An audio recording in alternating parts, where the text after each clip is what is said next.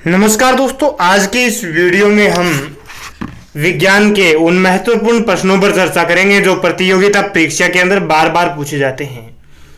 यहाँ पर हम मानव शरीर से संबंधित प्रश्नों के बारे में चर्चा कर रहे हैं। इससे पहले भी मानव शरीर से संबंधित प्रश्नों पर चर्चा की। इसके बाद में लगातार हर एक टॉपिक पर हम वीडियो उपलब्ध करवा रहे हैं, इसलिए सभी वीडियो को आप जरूर देखें। अगर आपने अभी तक इस चैनल को सब्सक्राइब नहीं किया है तो नीचे दिए गए लाल अंकों में सब्सक्राइब बटन पर क्लिक जरूर कर लें, साथ ही बेल आइकन को प्रेस कर लें ताकि आने वाले वीडियो आपको प्राप्त हो सके सबसे पहले। अगर आप इसको पीडीएफ रूप में प्राप्त करना चाहते हैं नोट्सों को, तो आप अभी टेलीग्राम ग्रुप पर जाइए और सर्च कीजिए फैक्ट सिमुलर है, और वहां से एक टेलीग्राम ग्रुप ज्वाइन कर लीजिए। और अन्य हमारे सोशल मीडिया पर जुड़ने के लिए ये हैंडल दिए गए हैं, इनके माध्यम से आप सोशल मीडिया पर जुड़ सकते हैं। तो चलिए शुरू करते हैं। सबसे पहले क्वेश्चन नंबर 1 हमारे सामने आ चुका है।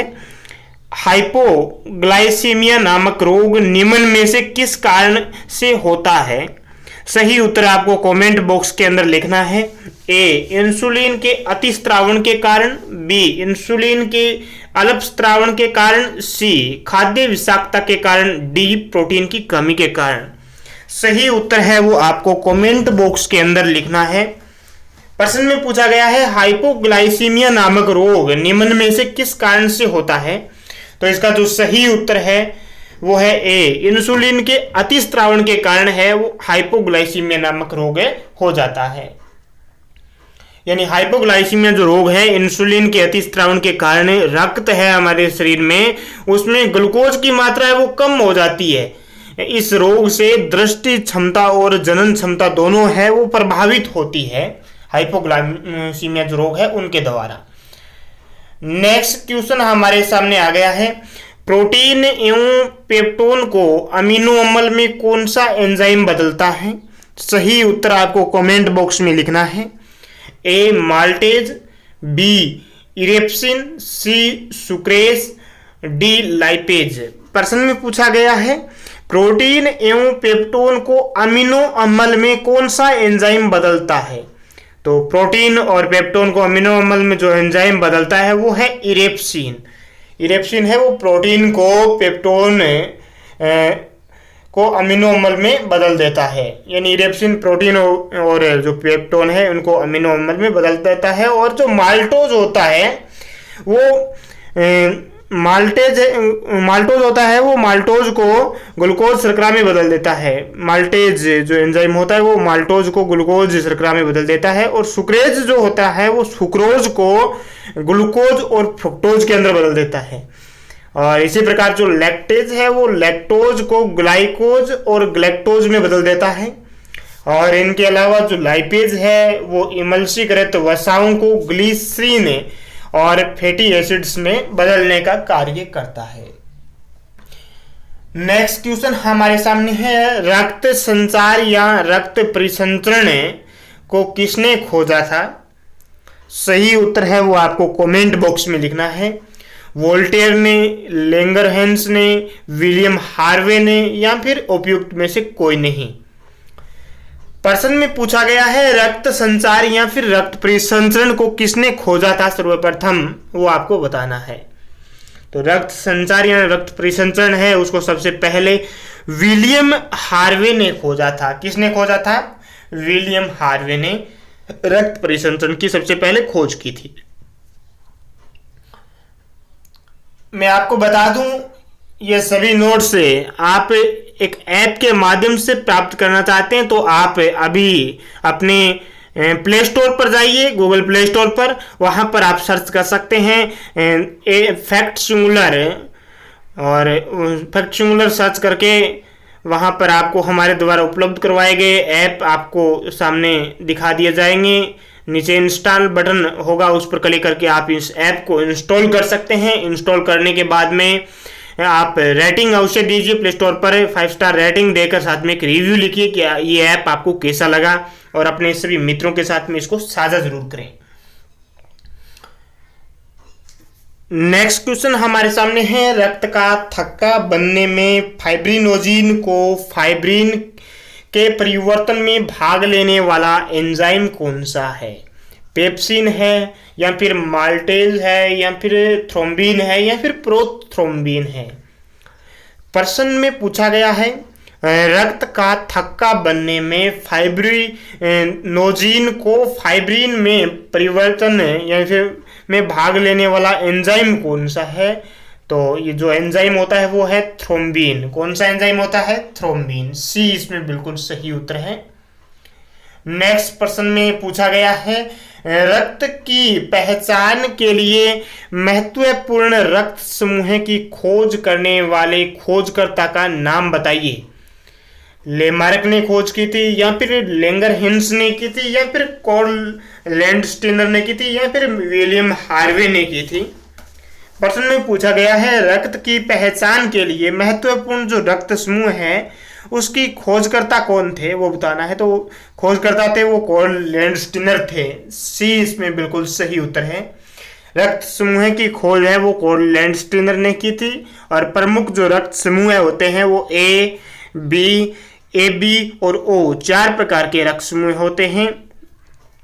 इसमें जो ए रुधिर वाला व्यक्ति है वो केवल ए को ही दान कर सकता है और साथ में ए बी को दान कर सकता है, और ग्रहण ए से ग्रहण कर सकता है और ओ से ग्रहण कर सकता है। और बी रुधिर वाला व्यक्ति है वो बी को डोनेट कर सकता है, ए बी को डोनेट कर सकता है, और बी से अपना रुधिर ग्रहण कर सकता है और ओ वर्ग वाले से ग्रहण कर सकता है। ए बी रुधिर वाला व्यक्ति है वो सार्वत्रिक ग्राही होता है। वो किसी से भी रुधिर ग्रहण कर सकता है। ए वर्ग वाले से ले सकता है, बी से ले सकता है, ए बी से ले सकता है, ओ से ले सकता है, लेकिन केवल ए बी को ही डोनेट कर सकता है। लेकिन ओ रुधिर वाला व्यक्ति सार्वत्रिक दाता होता है। ये ए को भी रुधिर देता है, बी को भी दे सकता है, ए बी को भी दे सकता है और ओ को भी दे सकता है, इसलिए इसे सार्वत्रिक दाता कहा जाता है। और ये केवल ओ से ही ग्रहण कर सकता है। तो सार्वत्रिक दाता रुधिर वर्ग ओ, सार्वत्रिक ग्राही रुधिर वर्ग ए बी होता है। नेक्स्ट क्वेश्चन हमारे सामने है निम्नलिखित में से ग्रासनली की दीवारों के संकुचन और प्रसरण की गति है वो क्या कहलाती है। ए अणु शिथिलन, बी जहर संबंधी, सी क्रमाकुंचन, डी दोलन। सही उत्तर कमेंट बॉक्स में लिखिए। प्रश्न में पूछा गया है निम्नलिखित में से ग्रासनली की दीवारों के संकुचन और प्रसरण की गति है वो क्या कहलाती है। तो जो ग्रासनली है उसके संकुचन और प्रसरण की जो गति है वो क्रमाकुंचन कहलाती है। क्या कहलाती है? क्रमाकुंचन कहलाती है। सी इसमें बिल्कुल सही उत्तर है। ग्रासनली की दीवारें हैं वो पेशीय और संकुचनशील होती है। इसमें स्तरीय स्क्वेम्स एपिथेलियम पाई जाती है जो भोजन के ग्रासनली में प्रवेश करते ही फैलने और सिकुड़ने लगती है, जिसे हम क्रमाकुंचन कहते हैं। और इसी प्रक्रिया की वजह से ही जो भोजन है वो ग्रासनली से आमाशय के अंदर प्रवेश करता है। नेक्स्ट क्वेश्चन हमारे सामने है अंतःस्रावी तंत्र एवं इसकी जो कार्य प्रणाली है का अध्ययन निम्न में से क्या कहलाता है। यानी अंतःस्रावी तंत्र और इसकी कार्य प्रणाली का अध्ययन क्या कहलाता है। एंडोक्राइनोलॉजी, बी ऑर्गेनोलॉजी, सी टेक्टोलॉजी, डी सिंडेस्मोलॉजी। सही उत्तर कमेंट बॉक्स में लिखिए। तो अंतःस्रावी ग्रंथि होती है, ये तंत्र है, इसकी कार्य प्रणाली का अध्ययन है वो एंडोक्राइनोलॉजी कहलाता है। क्या कहलाता है? एंडोक्राइनोलॉजी। अंतःस्रावी जो तंत्र है इसकी कार्य प्रणाली का अध्ययन एंडोक्राइनोलॉजी कहलाता है। अंगों का अध्ययन हम करें तो ऑर्गेनोलॉजी कहलाएगा। क्या कहलाएगा? ऑर्गेनोलॉजी। और शरीर के रचनात्मक जो संगठन है उनका अध्ययन है वो टेक्टोलॉजी यानी रचना विज्ञान कहलाता है। और कंकाल यानी हड्डियों की संधियों और जो स्नायु होती है उनका अध्ययन सिंडेस्मोलॉजी कहलाता है। नेक्स्ट क्वेश्चन हमारे सामने है शल्य चिकित्सा द्वारा पित्ताशय को हटा देना क्या कहलाता है। सही उत्तर आपको कमेंट बॉक्स में लिखना है। लिथोट्रिप्सी, कोलेसिस्टोमी या फिर कैरियोलॉजी या फिर लिथोट्रिप्सी और कोलेसिस्टोमी शल्य चिकित्सा द्वारा पित्ताशय को हटा देना कहलाता है। तो शल्य चिकित्सा द्वारा अगर हम पित्ताशय को हटा देंगे तो उसे हम कोलेसिस्टोमी कहेंगे। क्या कहेंगे? कोलेसिस्टोमी। शल्य चिकित्सा के माध्यम से पित्ताशय को हटाना है वो कोलेसिस्टोमी कहलाता है। और बिना शल्य क्रिया के अल्ट्रासोनिक जो विकिरण होती है उनके द्वारा पथरी को गलाना लिथोट्रिप्सी कहलाता है। क्या कहलाता है? अल्ट्रासोनिक विकिरण द्वारा पथरी को गलाना लिथोट्रिप्सी कहलाता है। नेक्स्ट क्वेश्चन हमारे सामने है, अगर अग्नाशय में खराबी हो तो क्या होगा? पाचन क्रिया ठीक तरह से नहीं होगी, बी इंसुलिन और ग्लूकागोन नहीं बनेंगे, सी रक्त निर्माण बंद हो जाएगा, डी रक्तचाप है वो बढ़ जाएगा। सही उत्तर आपको कमेंट बॉक्स में लिखना है। प्रश्न में पूछा गया है अगर अग्नाशय में खराबी हो तो क्या हो जाएगा?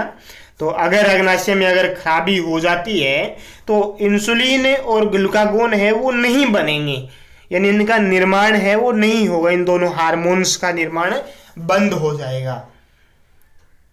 नेक्स्ट क्वेश्चन हमारे सामने है, निम्न में से किस रोग को थायराइड की आत्महत्या कहते हैं? यानी थायराइड की आत्महत्या किस रोग को कहा जाता है? गलगंड रोग को, या फिर जड़ मानवता को, सी हाशिमोटो, डी मिक्सिडिमा। यानी सही उत्तर आपको कमेंट बॉक्स में लिखना है। थायराइड की आत्महत्या किसे कहते हैं? तो थायराइड की आत्महत्या हाशिमोटो को कहा जाता है। किसको कहा जाता है? हाशिमोटो को कहा जाता है। हाशिमोटो रोग के अंतर्गत शरीर है वो स्वतः ही थायराइड ग्रंथि को नष्ट कर देता है। इसके कारण थायराइड की जो आत्महत्या या फिर एंटी इम्यून रोग भी इसको कहते हैं। और ये जो रोग होता है ये थायराइड ग्रंथि की अल्प क्रियाशीलता के कारण ही होता है। यानी थायराइड ग्रंथि है उसकी बहुत कम क्रियाशीलता होगी, उसके कारण ये रोग हो जाता है। ये वीडियो देखने के लिए बहुत बहुत धन्यवाद। अगर आपने अभी तक सब्सक्राइब नहीं किया है, अगर नीचे जो सब्सक्राइब बटन है वो लाल रंगों में अभी तक दिखाई दे रहा है आपको, तो उस पर क्लिक करके ब्लैक में बदल दीजिए और इस वीडियो को लाइक कीजिए, अपने दोस्तों के साथ में शेयर कीजिए, अपने सभी सोशल मीडिया पर इस वीडियो को साझा कीजिए, फेसबुक पर, व्हाट्सएप पर, स्काइप पर, यूट्यूब पर, लिंक्डइन पर, टेलीग्राम पर, इंस्टाग्राम पर, इन सभी के ऊपर इस वीडियो को आप साझा कीजिए जिससे ज़्यादा से ज़्यादा विद्यार्थियों को इसका लाभ मिल सके। अगर इसको आप PDF रूप में प्राप्त करना चाहते हैं तो जल्दी कीजिए और डाउनलोड कर लीजिए टेलीग्राम ऐप। अगर आपने अभी तक डाउनलोड नहीं कर रखा है तो डाउनलोड कर लीजिए, अगर कर रखा है तो उसमें सर्च कीजिए FACTSINGULAR फैक्ट सिमुलर, या फिर डिस्क्रिप्शन में दिए गए लिंक पर आप क्लिक करके वहाँ से सीधे ही क्लिक कर सकते हैं, या फिर वहाँ पर सर्च कर सकते हैं और इस PDF को आप प्राप्त कर सकते हैं। धन्यवाद।